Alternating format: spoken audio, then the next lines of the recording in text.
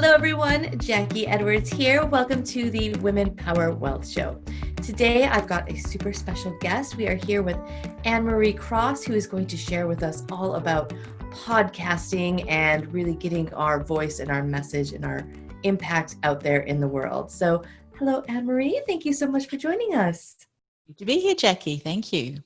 Awesome. Well, I'll just start off and ask you to just share a little bit about who you are and what you do.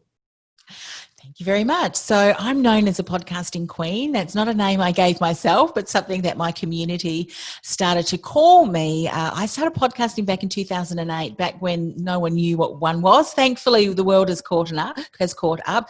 But I started back in 2008, as I said, and that was the year the global financial crisis hit.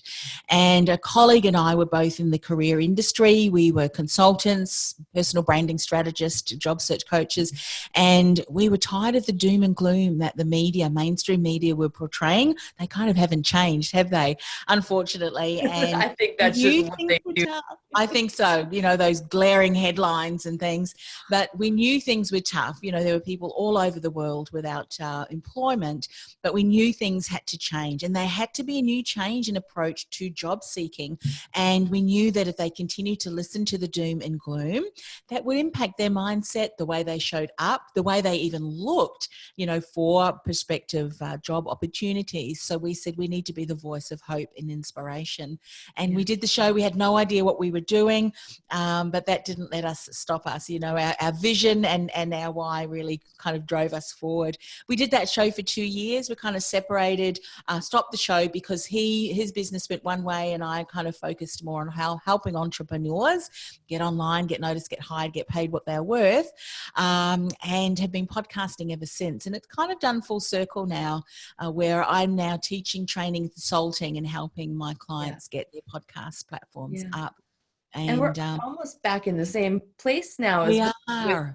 With, like you said, the doom and gloom in the news and in the media, and everybody's talking about all the negativity that's out there, and podcasting really can be a way to start sharing a more positive message and to start to bring some more confidence back in there. Yeah, definitely. And it can really, thinking about messages and what we are surrounding yourself. And, we're talking about wealth today, it can be, and how important mindset is, and where are we allowing our attention to be. And some of my colleagues have said to me, we've had to be really careful and monitor what we're allowing our children, and even themselves to notice. And one of the first things that I do is I'm very mindful. It's almost like blinders on. And I remember one of my coaches at that time, she said, whilst the rest of the world was struggling, she said 2008 was the first year I hit 7 figures. And that's so important, isn't it? Stop listening to what the world is saying, but rather be very mindful and ensure you surround yourself with people that are going to keep you remain positive and moving forward.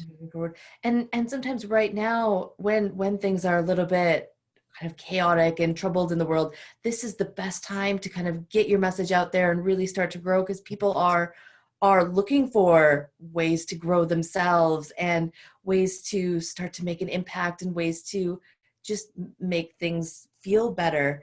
And that's when we can really say, all right, what value can I share? How can I help all of these people who are feeling lost because the news and the media keeps reporting all these horrible things that are happening? And where can I look for making that positive impact? Yeah, it's so true. And, out of opportunity, or out of a lot of challenges, can be opportunities. And I know back then people were having to change their focus, change their roles.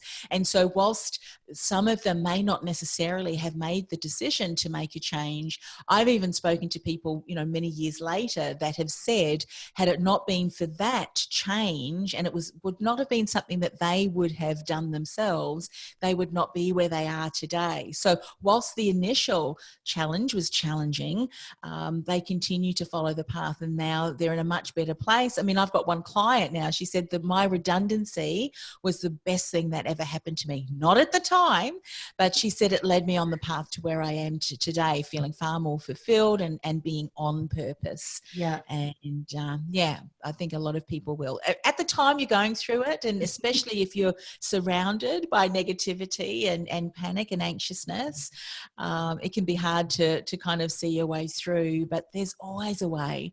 There's Yeah. always a way, and it often starts with us, but maybe changing the way that we're approaching it and looking how we're looking at it. Yeah. Awesome. So let's talk a little bit about podcasting then. So if you are thinking, or if somebody's out there thinking, maybe I should start a podcast, what are kind of the key things that you think they should really make sure they've got on their list, that they've thought through, so that they Yeah. can make it the best way possible? Yeah, great question. Well, one of the things that I share with people is to, especially for people who would like to monetize their podcast. And a lot of the people that I work with and a lot of my community are service-based businesses. So they have knowledge, IP that they teach, mentor, train, whether in person, which can be now on Zoom, or even in products. So they've got courses. And so when you're thinking about leveraging a podcast to build your reach amongst your ideal clients, to build your reputation as that trusted authority, and ultimately revenue through nurturing listeners into leads, inquiries, and then paying customers, you have to start with the end in mind. And the end in mind is two things. Number one, it's message and how you're going to cut through. Are you clear? Are you really, really solid on your brand positioning, the experience that you want to create? How are you going to monetize it? Often we're not clear. What's your signature offering? What is your unique IP in the world? How is it different from everyone else? How are you challenging the status quo? And you need to consider those things before you worry about the make and model of the microphone. That's what I say, message and monetization before model and make of microphone, because you cannot edit and mix compelling content that really converts, that nurtures that community of your like-minded but ideal customers into paying customers from fluff and banter and from just any old content that's out there. So that's what I would consider, because it takes time and effort, even though you may be doing a lot of the back end, and the technology yourself. It's still time that you're investing, and you want to make sure that all of the time that you put up at the forefront is going to continue to deliver a return on that investment. And when you get things set up correctly, your podcast can start to nurture those listeners right from episode one. So that's what I really would advise. And it's often not what people expect. They expect, the microphone to use. And, I've used all sorts of microphones from not even realizing that I needed one. I Yeah. used the internal mic, and when I hired my first mentor, after that, the 2-year period, she said, "Oh, they're audio technicians have said, we think we can improve your sound quality. What microphone are you using?" And I said, "Oh, do I need one?" So I just used a Logitech headset for a long time. I mean, obviously now, because there's a lot more audio, podcasts being added to the space, you'll want to make sure that the audio quality is good. But, that's going to depend on where you're using it. Are you going to be mobile? Are you going to have a studio set up? What kind of ambience does your room or your office have? And that's going to determine the kind of microphone. So these things can all be figured out. Go to an audio specialist that can support you. Exactly. Somebody else can always kind of mix that and make it all sound nice Exactly. and smooth and wonderful in the background. Whereas having that message and making sure you really know what you want to talk about for your listeners. Because the other thing is, there's so many podcasts out there. And I know a lot of people can be like, well, how is mine going to be any different? How do I make mine stand out? Or how do I make sure I'm not just saying the same things everybody else is? Can you share Yes. anything on kind of getting that confidence or really getting clear on your message? Yeah, absolutely. So often as individuals, we underestimate and we don't recognize the absolute brilliance that we offer people. And all of the things that I actually share and teach and mentor now in are all of the mistakes I made. Isn't it wonderful how often we end up teaching the things that we did? And so much so because we want to fast track, we want to help people by not making the same mistakes. And so that's often what I share with people. But one of the things that I found when it came to really getting clear on my message was, and then recognizing what made it different, is often we can be talking about a similar topic that hundreds, if not thousands, and even tens of thousands in some case, of other people who are speaking about that. But what makes it unique is really us. And that goes from your mannerisms and characteristics through your journey, the challenges that you've overcome. I Yeah. mean, much of what I teach, as I said, are the mistakes that I made. And I'm primarily a service-based business who is using the podcast as a way to build reach, the reputation, so that I can become a trusted authority and ultimately get people excited about what I'm offering, and that when we open a program that they'll, those who are ready will come through. And so for me, that is where I learned and all of the techniques and strategies that we now teach. And so that is something that you need to consider. Everyone needs to consider, what are some of the challenges I've overcome? What are some of the steps that I've implemented that is quite uniquely me? And can I now teach that? Can I now create a signature system myself? Mhm. And it's that alongside our story and our journey and all of it. The story has to relate to your ideal client. Often when people hear me say my story, they go into their obituary often, and it's not that at all. It's the key components, the milestones and the markers that relate emotionally to where your ideal client is. And they're thinking, yeah, that's me. And then when you say, well, look, I've been able to ride out through the other side, and I want to share with you what I did so that you don't have to make the same mistakes and have the same heartache as I did. And then you teach that, you bring that forward, and you can do that authentically because you're not having to put a mask on. You've lived it, you've breathed it. And guess what? No one else can copy you, and no one else then needs to be compared by you to what you're offering, because no one's walked your journey. Just like we have our own unique fingerprints, you have your own unique story. And when you capture that well, you've got clarity. There's a level of inner confidence that builds. It's not arrogance, but confidence, because you know what you're sharing is going to support the people who need to hear your message. Yeah, I think authenticity is just such an important thing, and Yeah. especially in kind of today's environment with everything going on in the world.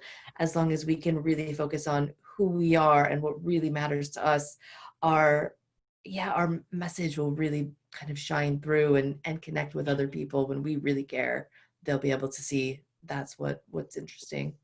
Yeah, it sure Awesome. is. It sure And is. picking up in that story and how it can kind of all fit together into exactly what we want to share and what our customers, our clients, our listeners really need to hear right then at that moment. Going to say there's a couple of myths that I'll just share. We don't need to Yeah. necessarily dive into those. And the first one is the make and model of the microphone doesn't worry, message and monetization strategy. The second one is, I'll that old saying about the website. I've got my website. Why aren't I generating any clients? Well, it's the same with a podcast. You can launch your podcast. Clients will not come. And that was one of the things I learned, that, listening to a podcast and hoping that my listeners would then seek me out and want to find out how they could find out more onto how to work with me It would just just all by appear. you have to have that strategy, and then the right strategy to fit you, because you've got certain business, like your funnel and your pathway, your nurturing sequence, so very important. And then the last one that I want to share is, so many people get fixated with the numbers, and that's the vanity numbers. I need to get on news and new and noteworthy. I need to get millions of downloads. I've had colleagues here in Australia who have had millions of downloads. the podcast itself was incredibly popular, but they hadn't thought of a monetization strategy other than let's start a podcast. And then they realized that they weren't able to monetize that because they didn't have that clear pathway. Where are we leading that community? And they ended up having to walk away. And so I would rather have an engaged community, a small engaged community of people who love the content because it's valuable, and then, you know, they are taking action. So that's really important. Yeah, I think that's a really great message, is because we can be so focused in today's social media world on how many likes do we have, how many listeners, how many downloads, how popular are we out there. But if those people aren't really converting on your message, if they're not really taking the action, then all the numbers in the world don't matter. Whereas if you've got that small core group of people that really are into your message and really want to take action and really connect with you, that's where Yeah, you can make the difference. Yeah, absolutely. Yeah, for sure. For sure. awesome. I wanted to touch back on something that you said earlier about, how our making our mistakes can really help us grow. Was there any specific mistake that you've kind of had in your business that's really made that big difference for you? Yes. Well, there was a mistake that happened was by accident. I generated two four-figure clients from a podcast that I started after my businesses, or a business venture, that a partnership. So it was my worst business failure ever. I've had some doozies, as Yeah. we all have, and but this one was the worst. And I thought, I cannot write, I cannot put two words together, and I'm a creative by heart. And I thought I just cannot create any new products or programs or anything like that. Don't want to write articles. But I said, what I can do is ask questions. So I started a podcast called Women in Leadership, and that was a way to deal with my grief and all of that. And 3 episodes in, lo and behold, I got these two four-figure clients. They'd found me. Actually, they didn't know who I was. Done a Google search, came across my website, listened to the first 3 episodes, probably looked at a couple of articles as well, and pretty much rang me and said, would like to work with you. What's the best program package? And I thought, and it wasn't until years later that I thought, man, now if I could document what I did or what had to be there for them to go from not knowing me through to want to work with you, what's the best way for us to do that? And could I do that intentionally? And so now I use what I call my 3-part Thought Leader podcast series, which should be the first 3 episodes of anyone's podcast. Doesn't matter if you've already launched one, you can kind of implement that strategy. But that is where, when you create a podcast that speaks into your niche and into the engaged community that you're creating, for those people who are ready, and your call to action is to get them off the podcast onto your list. And to do that, you give them this beautiful gift of where you take them through the buyer's journey, which is really tapping into those pain points. You're giving them great value, and that's done with the first 3 episodes. And so that came out of an accident, and had that worst business failure not happened, I would not have come up with that strategy. But I can honestly say now, that was back in 2015. That was the best thing that ever happened to me, because it was a wake-up call. Sometimes the worst things, and it could have gone the other way too. I knew then, and we were talking a bit about mindset, that this was such a knock to my psyche. I thought, I need to get support. And it was probably, I hired a mindset coach to help me, because I thought this kind of thing, these kind of traumatic events that happen because they hit you emotionally and you feel like you've been betrayed a little bit. One of my core values is trust, integrity and trust and excellence. And I thought this kind of event could be, if I'm not careful, could really shatter one of the core values. And I did not want to get into a point where I would be jaded and not trust others. I trust people as I would expect myself to treat them. And so, got the support, and now it's gone full circle. I can say, that was the best thing, because all of the things that I'm now teaching and training have come out after that situation. So And I if think that's someone's also, struggling, Yeah. just be, go with it. You could just be creating the character, shaping the character. Yeah. And, there's a level of humility that comes from a situation like that, that kind of shapes you, and it brings you full circle, and you realize how much you've grown and learned through that. Yeah. So, I think that's common with all of our mistakes, is that's the place where we can really sit back and learn who we are, kind of what we stand for, and what really matters to us to be able to move forward and choose the right thing and the best thing for us going forward. yeah, It's yeah. yeah, And you realize in so many conversations that I've had with people after that is that it's part of entrepreneurship, it's part of business. And in fact, if you're not taking the risks, and you can have balanced risks for sure, you don't want to just go gung ho. But I think when you take those risks, there's going to be things that don't pan out. And it's the difference about how are you going to let that event shape you? Are you going to have it go, well, there you go, you're a failure again? Or are you going to go, you know what? That is one way that I don't want to be doing that again. What can I learn from that, And the exactly. bigger the mistake, the bigger the stuff up, the bigger the boulder that you can get on top of and climb Yeah. up to the next level, I reckon. So, Yeah. Yeah. I think so often, especially, in school and growing up, we're taught, not to make mistakes and everything needs to be perfect and we want to, look as good as possible. Whereas it really is our mistakes that we learn from and that we grow from. And we don't have to know all the answers all of the time. It's okay to make those mistakes, because that's how we learn to do new things and to just improve ourselves and to grow closer to who we really are. yeah. It's so And you important know that what? we make I them. I really truly believe, not that we want to go out and make mistakes purposefully, but I reckon through our mistakes, we can look at the way we approach that and how we came through that.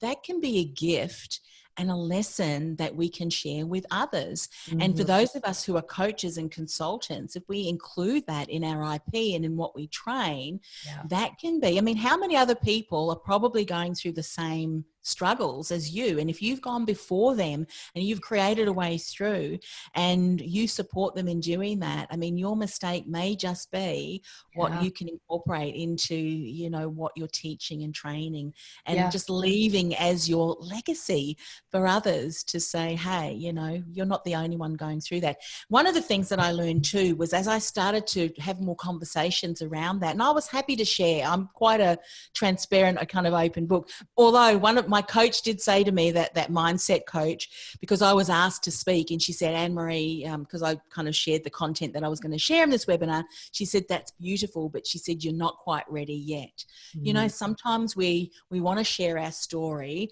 We're not quite ready yet because we haven't gone and grown right through that yet. And so in some instances, write it down. Don't write a book, but maybe write it in a journal and let it come full circle before you start to teach it. That was a huge lesson. But as I started to share that, people were saying to me, oh gosh, I'm really impressed that you would share that. And I'm glad you did, because what often happens is we sit and then we mallow in shame. And Yes. it's like, I'd be so embarrassed to tell anyone that. And everyone's sitting around going, oh, I'm so embarrassed to tell anyone Yeah. that. Tell. If you found out a way, please share so that we don't have to go into the same Yeah. pothole. You've built that bridge already. Share the bridges so Yeah. that we can, make a barrier over that bridge, over that pothole, and share that. We've all got our stories, Yeah. but they really do define who we become. Yeah. And Because so many of us, we think we're so alone in our struggles and our feelings and our thoughts, and we're afraid and we're ashamed to share them all. But so often we're not the only ones with that problem, with that struggle.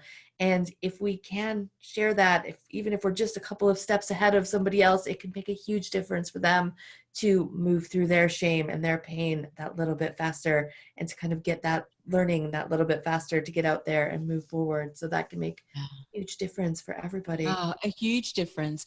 No, I remember being on a call. I was interviewing someone who was sharing her story, and it had been a number of years since she'd started telling her story, and it was so impactful for me. It was almost like one of those stories that you hear as a podcast host, and you kind of take a breath internally and think, oh my goodness, where am I going to go from here? But while I'll share briefly what that story was, is because she initially thought, who would want to hear, my story? And it really drove the message home that there is someone somewhere that needs to hear your story. And her story, it was, one of abuse from a very young childhood. And in fact, even in her teenage years, she shared, she'd been gang raped and left for dead on the side of the road. And then thankfully, she'd gotten the support that she needed as a young adult to come through that and go right through to the other side. And one of her best friends who'd been with her the whole way through said, you need to share that with people because others are struggling. And she'd, kind of, no. And finally she gave in. She said, all right, I'll do it. And she spoke at a women's shelter. And at the end of the presentation, there was not one dry eye, but there was one person who was standing in a queue waiting to shake her hand that was just crying, uncontrollably. And when she got to the speaker said, it's going to be all right. She said, no, you have no idea what impact you've made. She said, I'd made a decision, and that was to end my life. But as I was driving to that location, something just guided me, coaxed me to come here. And after hearing you share your story, I've made another decision, and that is that I'm worth it and I'm going to get the support I need. So thank you for sharing the story. Yeah. Like that kind of thing is like, wow. So, how many people are not sharing their story, but someone, and how many someones are there? Now we've got beautiful technology such as we're using now, and YouTube and all of the social media platforms to share that story. And your story may save someone's life. Yeah. And how many people will go on and be impacted by that one woman who I'm sure will go on to share her story. And that's the impact we can have. Yeah, it just grows and it grows. And it's like you say, technology right now is so amazing that it's so easy to share our stories, to get the word out there, and for people to kind of connect in and listen. And Yeah. and we can really make that difference. Is there anybody that maybe you should wait to start your podcast, that you should spend a little bit more time, or is it something you think anybody can benefit from? Well, look, to answer those two, it's two answered question, or two-pronged answer, I should say. So firstly, can anyone benefit from a podcast? Absolutely. I think so. But yes, you have to have your end in mind. For some people, it really is going to be a way just to get their voice out there. And it may be, I've got what I call my podcast positioning quadrant. And so you can imagine there's 4 squares. On the bottom left, it's entertainer. And the top left is the celebrity influencer, the bottom right is the expert, and the top right is the trusted authority. Now, all of those 4 quadrants are fantastic. If you just want to be an entertainer and entertain those with your stories, fantastic. But if you have a look at both of these, kind of each side of that square, if the higher engaged the audience is and the higher your level of authority is going to be where you position yourself as that trusted authority. So saying that, what you want to do, if you want to really become that trusted authority, there are things that you want to have in place. So you definitely have to have that clear niche, because there's 3 things that need to be very much incorporated into that to become a trusted authority. So you have to have a highly engaged community. And what I mean by that is, the community has to have a common desire, and they have to have a common challenge, because ultimately what you're going to be supporting them with, the services, products, your course is going to help them get from stuck to, the outcome that they want. They have to feel connected within that community. So if you're starting a podcast, the consistent message and experience you create is going to help them feel connected and valued and understood, because the topics you share, the language you use is going to connect with them. And ultimately, as a business owner, as a podcast host, you are creating a culture that's aligned with your vision, that's aligned with your message and your mission. And when they resonate with that, that's when they get highly engaged. And you can have a celebrity that's highly engaged. They follow certain influencers because they love who they are, and they've got a level of charisma. So that's the second thing that you need. You know, you have to understand your presence. You have to be purposeful and intentional, because when you have that consistency, you're able to captivate attention. You're able to influence in a positive way. And, you know, there's a passion and purpose you have to have within that too. And the last piece is content. And so your content has to be highly niched and relevant to your audience. It has to be, especially from a trusted authority. How are you cutting through the, you know, the noise as far as the challenging status quo, innovating? Again, have you, through some of the mistakes you've made, come up with systems and steps that have fast-tracked results, that have saved time, money, heartache, all of that. And obviously it has to be validated, it has to be trusted, and it has to be respected. And you gain that through consistently sharing content, delivering valuable information that's impacting people's lives. So someone will often hear that and say, you know, well, I need to refine a little bit. I still need to you know, to get clear on that. And I have also some core business foundations, which I say people need to have in place, because a podcast is like writing a book. It's like, if you have a look at the 3 business stages, there's the lean stage of business when you're getting things set up, and you can make really nice money from that. But then the leverage stage is when you really start to scale, really start to build that momentum. And then obviously you've got the legacy stage, where the business owner's stepping away and they've got more team to help them with the day-to-day operations and so forth.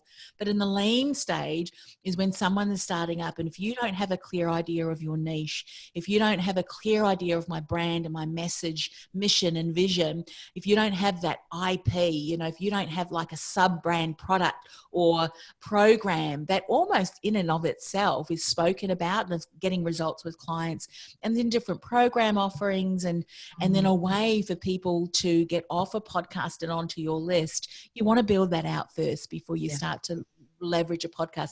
Again, if you're only creating it for entertainment's sake and you don't want to monetize it as far as the message is concerned, then launch. But if you do want to leverage your podcast as a way to build, you know, reach, reputation and revenue, then those core business foundations are really important.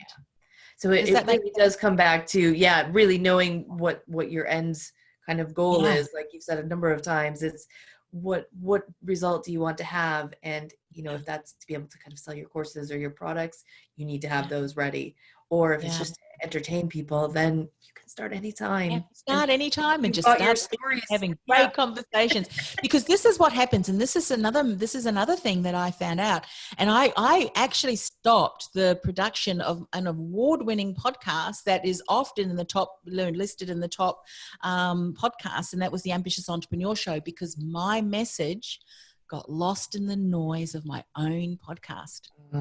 It was called the Ambitious Entrepreneur Show, and it was recognized. It was great. The guests were fantastic, but my niche was around, you know, kind of the branding and around the marketing and really niching and that. And I could see that I needed to take a step back and really recharge. And so that's why now my podcast is called Industry Thought Leader. But your own message may get lost in the noise of your own podcast if you don't have that niche. Now, having said that, you can have guests, but it's going to be aligned with the theme and the topics of where you are creating that highly engaged audience, and they're complementary, you know, to the topics that you're bringing to your podcast. So that's important to consider too. So really thinking about, before you get started, you know, what is that message? What am I sharing? How am I making that impact?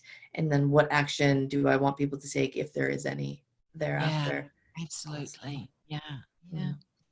All right. Well, that was loads and loads of really great information for people out there that are, you know, looking to see, how can I make a bigger impact? How can I get my message out there a little bit more? If people want even more information, where can they find you?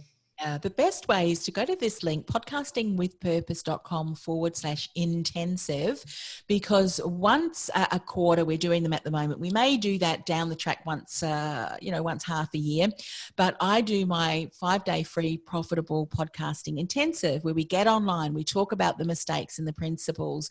I talk about some of the models that I've created out of, again, things that I implement so that they can see some of the things that need to be in place. And even for people who do have a podcast, it may be a bit of a shift in some of that messaging so that you really can start to get that clear and consistent message that's going to position you as that go-to person in your field. And so that is a really great place. If we're not running one, if we're in between, there's going to be a wait list, but going to that website, but definitely getting onto that list is a really good place to start. Specifically if they're looking to build their business and incorporate and have a really strong integrated podcast platform to support them. Perfect. I will make sure that is in the show notes along with any of your contact details so people can get in touch and make sure they sign up for that, because that sounds awesome. I will probably make sure I'm in there too, because I'm sure I've got lots of tips I could learn about podcasting as well. Otherwise, thank you so much for joining us and sharing all of your lovely tips. And yeah, we will see you again soon. Okay, bye for now.